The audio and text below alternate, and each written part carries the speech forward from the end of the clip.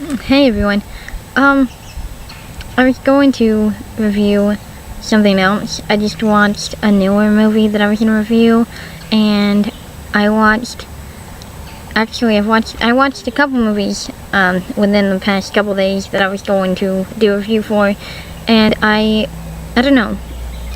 I will review them. I just didn't feel like reviewing them right now, but I wanted to get a review up for the week. So, I decided to pick something that I know that I don't have to just go back and watch to talk about, and that's Nightmare on Elm Street, which was made in 1984 and was the first movie to introduce Johnny Depp into acting, which, that's pretty cool. Nightmare on Elm Street is about these teens that start having horrible, haunting, terrible nightmares about a man in a striped shirt with claws for hands, and that's Freddy Krueger. And Freddy Krueger is, or was, real. I mean, in the movies. He was a man that would kidnap and kill children. He was a child murderer. And the parents found out and chased him down and burned him alive. And he found a way to exploit fear enough to where he can come back to the people that killed them's children's dreams and start killing them for revenge. And it's pretty good. It's pretty spooky. I mean, like, you probably wouldn't watch it and think this is scary. You'd probably watch it and think this is ridiculous. And Freddy has a pretty twisted sense of humor, and he's always making jokes and doing silly things along with killing people in the film. But, like, he scares me. I'm actually afraid of Freddy Krueger. It's the concept of somebody getting into your dream and being able to kill you, and that actually killing you is frightening. And it's funny too, because Robert Englund is Freddy Krueger, and just him as himself, not really a scary, spooky looking dude. Like, if you see pictures and stuff of him, he's always got like this goofy grin and stuff on his face, and he looks nice, but Freddy Krueger isn't nice. Freddy Krueger is scary. And yeah, that's basically the whole plot of the film. The main star is, the main character is Nancy, and she's the one that really tries to fight back and stop Freddy from killing her and her family and friends and everything. It spawned many a sequel. Well, I'm not sure how many, I just know that it spawned a lot. I don't know how the light is gonna hit me because it's a little dreary out. Wonderful day, but little overcast. Anyways, but it has many sequels. Like I said, I'm not actually sure how many. I just know that there's a lot, and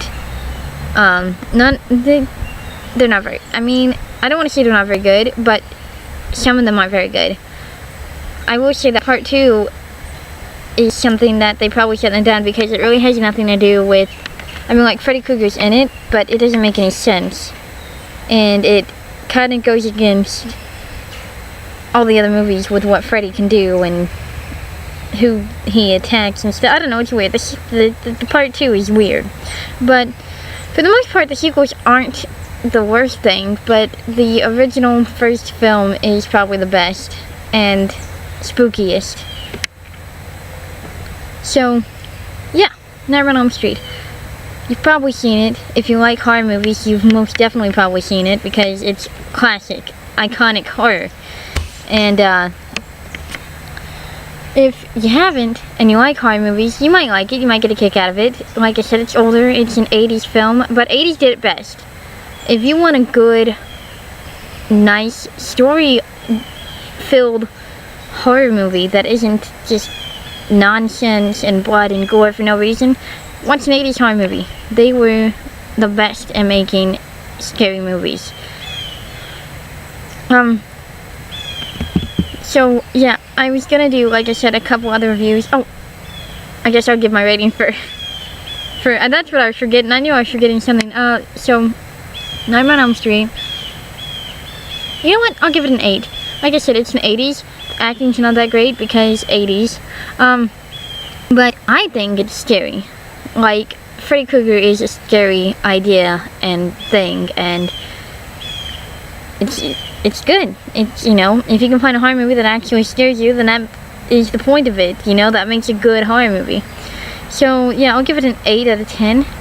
And, like I said, I was going to do other reviews, and I'm going to do other reviews. I don't know, like, I watched a lot of depressing things that I didn't know was going to be depressing, and I really just didn't feel like doing a review for something that made me upset. But I will do a review for them eventually. Maybe next week I'll do one.